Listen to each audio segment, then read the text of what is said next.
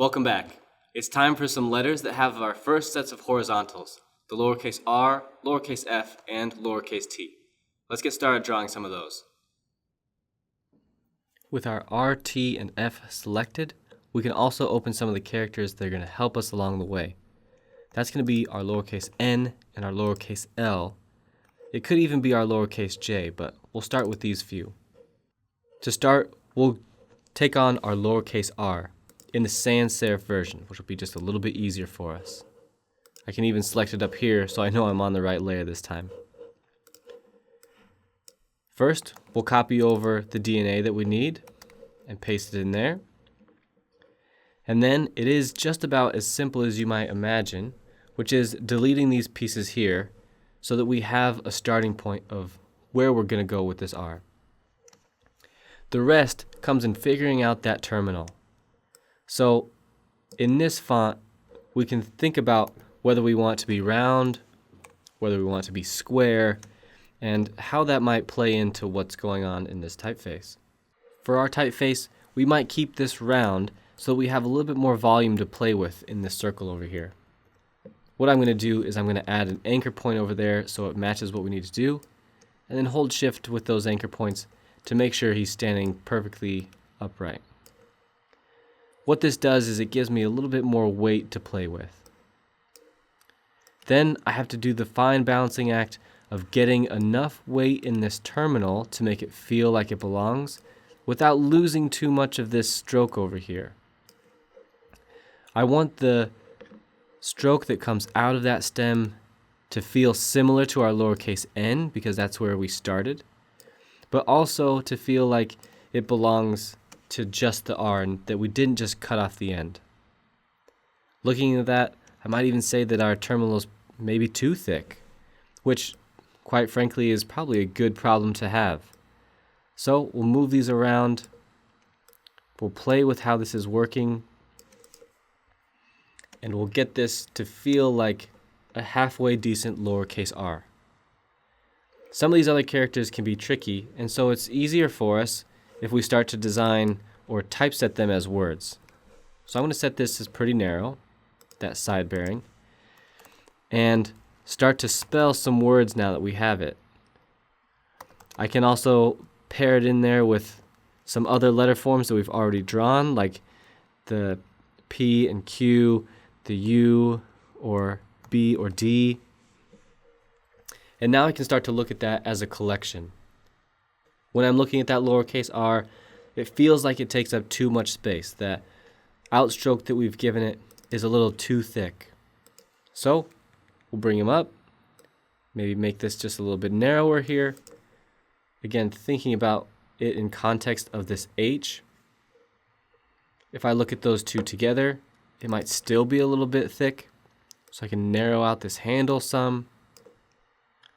Maybe move this point over so it has a little bit of weight out there.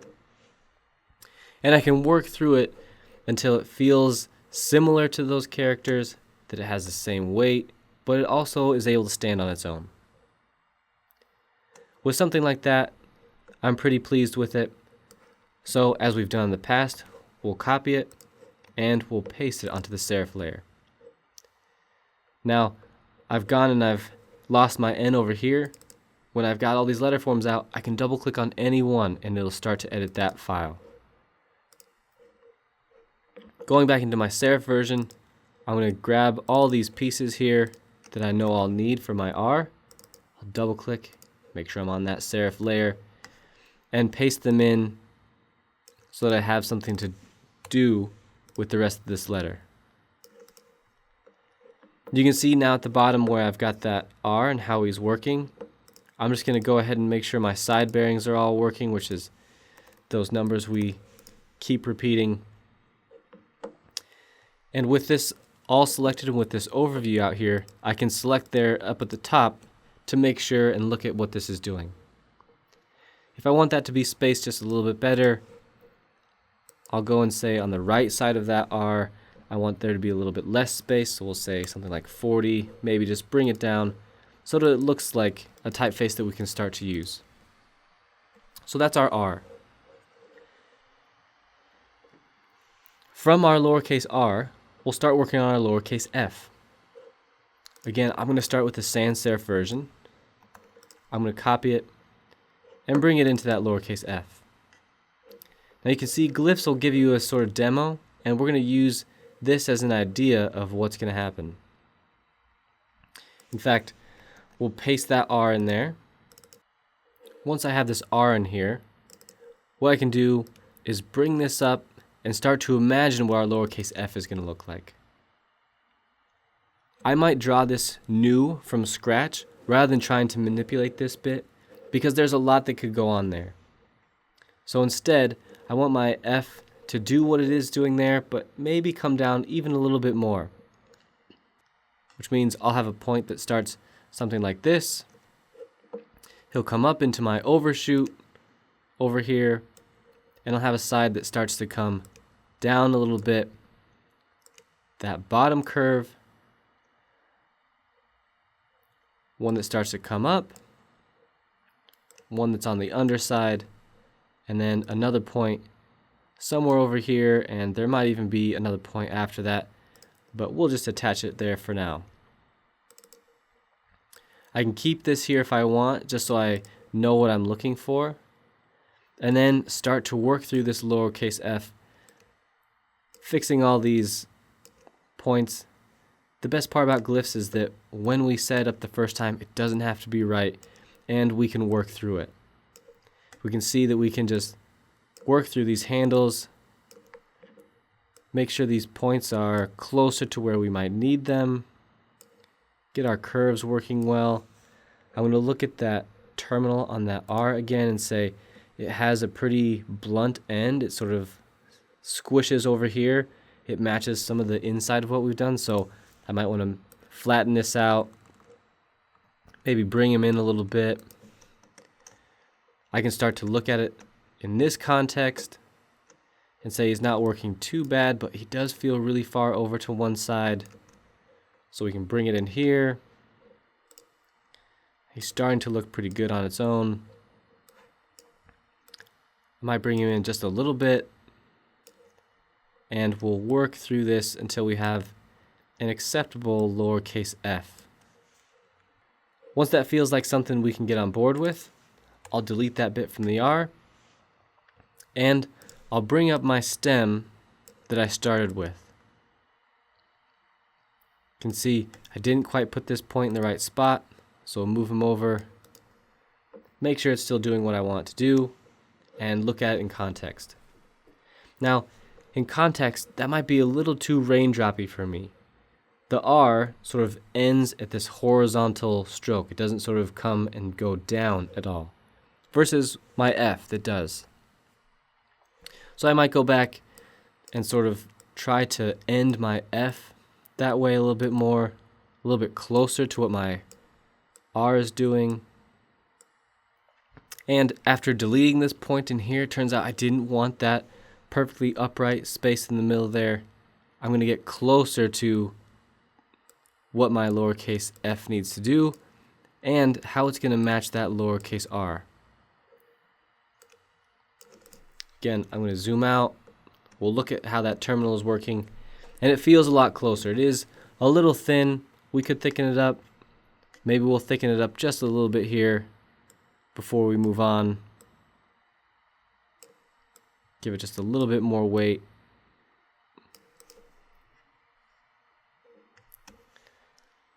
And leave him there for now. No, we'll make him a little bit thicker for now. Let's make sure he is acceptable as a lowercase f before we move too far on. Cut! This is the part of the video where I ask you to like and subscribe if you haven't already. If you are subscribed, you're a boss. But please comment and share so that we can spread the design love. Uncut! Okay. The last thing we need to do with our lowercase f is give it that crossbar.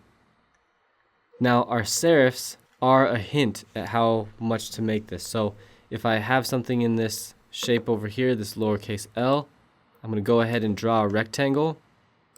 And I'll start with it looking like that. I'll just Command X to cut it out of there. And back in my lowercase f, I'll paste it. And usually this crossbar sits near the X height. Now you can see when I drop that in that it's not doing near enough. So it was just a starting point. What we want to do is use this crossbar to fill up that negative space under it. If we look at this lowercase f, that overarching outstroke takes up this sort of visual space underneath. And so we want our crossbar to help us balance that out so there's not too much white space. I can then go in and sort this out and try to get him working for me so it starts to balance out a little bit more. Again, I might even bring him further out still so he comes closer to matching that. I'm going to be sure I'm paying attention to that preview down there and start to look at him in context. The more in context we get, the thicker I feel like this needs to be. So we'll bring him somewhere in there, thin this out a little bit. And now this back side of this F can just sort of match what's happening here and here, right? If I copy those two paths, we can just pull from our L. So I just copy those right from our L. We're going to bring them down here, and we're going to sort of match that width. We've already come pretty close, right? We want that back side of that F to match our serif a little bit, and the front side of that F to balance out our crossbar. Just like that, we have our sans serif F. For us, it's a really simple transition from our sans serif to our serif version by just duplicating over a serif, plopping him in the middle there, and making sure we don't lose our detail at the bottom. Now, in the same way that our crossbar of our lowercase f comes out to fill that space, so too should our serif. So what we'll do is we're going to decompose this element. When we decompose it, it goes back to an editable form. And I'm first going to move this point up along that path because I want to keep this. And then I'm going to pull this serif edge out. And I'm going to pull out our center little cup. When we're looking at this letter form, we want it to feel like it would stand up on its own. If it just has that symmetrical serif down there at the bottom, it could very easily feel like it was going to tip over, and we don't want that. So we fill in that longer serif down there at the bottom so it's able to stand upright. We might even tap this in a little bit so our serif doesn't have to do too much work, and then go back to that sans serif and bring him into a similar width. Then, as always, we'll just make sure our side bearings are working. So we'll set it to our numbers and our values here, just to get us in the ballpark so we can start to test it and see how it looks. Finally, we'll work on that lowercase t.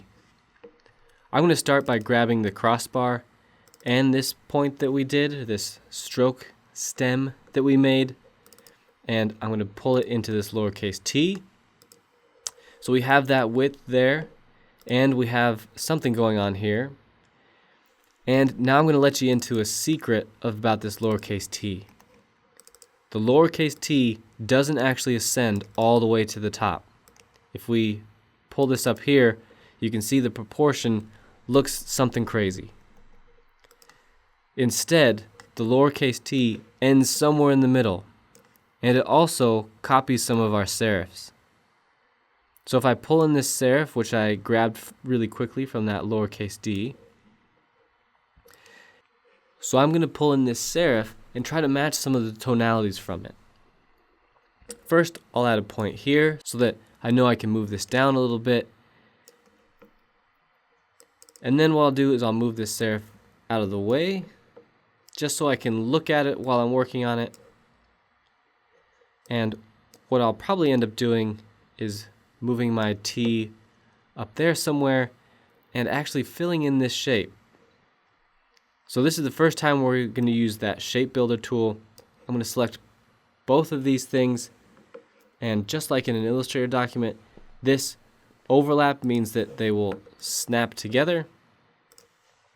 And I might delete that point and delete this point to see how that T is starting to work on its own. A lot of serif T's will have that sort of filler there, which helps you match these things in towards one another.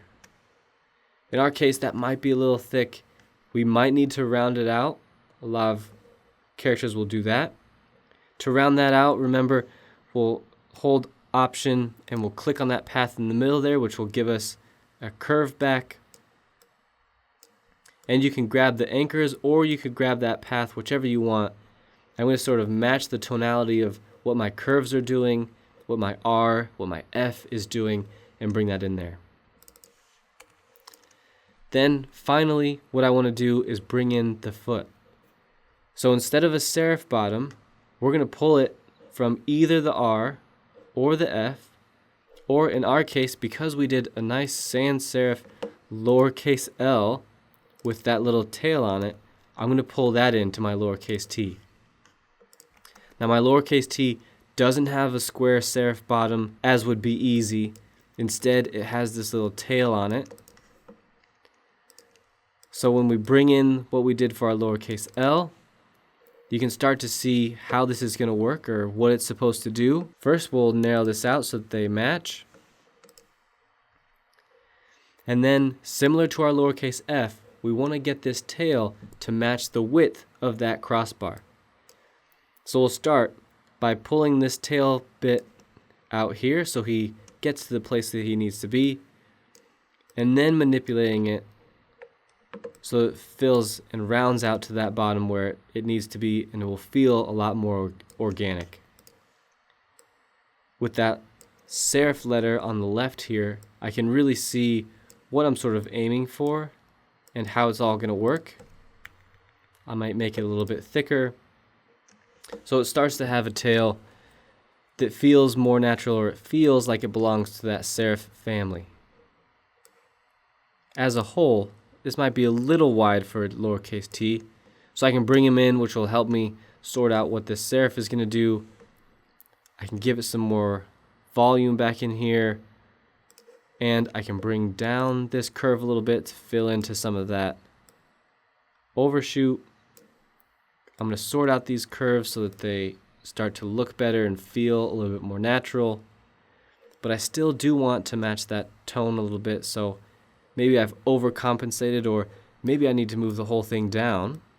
Let's try that. We'll move the whole thing down so that when I pull this curve back up and when I pull that line back up, that it feels a little bit more like this other character over here. Here's that lowercase d again. We can bring him in and look at how that's working. We can see we've got our points pretty close. Maybe we'll bring these up a little bit so it matches that curve a little bit better, or matches that angle rather, so that they feel like they're part of that same family. And then we'll just thicken this guy up to where he's almost square. Maybe it does work if he's square. I'll just hold shift there really quickly to get him to work.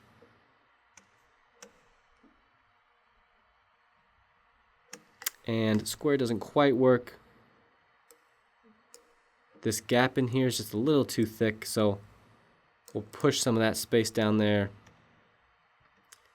and leave resolved something like that. Now, a T doesn't really have a serif, so we could copy this version and paste it back into our sans serif. Again, the easiest way to check if this is a type of character that we want is to start to drop it into these letter forms. So with my typing tool, I'm going to go ahead and place a bunch of these in here, type some more of these characters that we have, that we know are working, that we're really happy with. I'm going to make sure I fix that side bearing so it looks like something that would work. So I'll fix it in my serif and in my sans serif. And then I can start to switch between those views. Now, my sans serif version, it does look a little strange, that T. That's because all the details I've put on that lowercase t were to match those serifs. To come back from that, what I might do is change that top or change the terminal of that lowercase t so it feels more like this weighted contrast sans serif that we're designing. Looking at some more it probably does take up too much weight in that top part and that foot that comes out. We want to match the sort of pointy tone of our serifs in there, so it will take some working through to get these working. Those 3 letters are pretty challenging to get through, and they all have their own challenges and things to overcome, but they are also very similar. So it's helpful to work through them all at the same time so that you get to figure out and don't forget your solutions through each iteration. Thanks again for liking the video. As always, please make sure you're subscribed and that you like the video so we can keep pushing these forward. If you've already done that, share them, comment on them, just spread the design love everywhere.